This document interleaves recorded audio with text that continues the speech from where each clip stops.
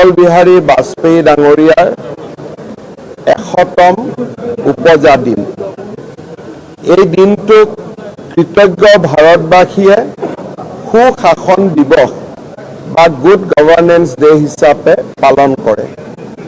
মই সমূহ অসমবাসীৰ হৈ অসমলৈ আগবঢ়োৱা সমুদ্ৰ সদৃশ অৱদানৰ বাবে ভাৰতৰত্ন অটল বিহাৰী বাজপেয়ী ডাঙৰীয়ালৈ আকৌ এবাৰ গভীৰ শ্ৰদ্ধাঞ্জলি নিবেদন কৰিছোঁ।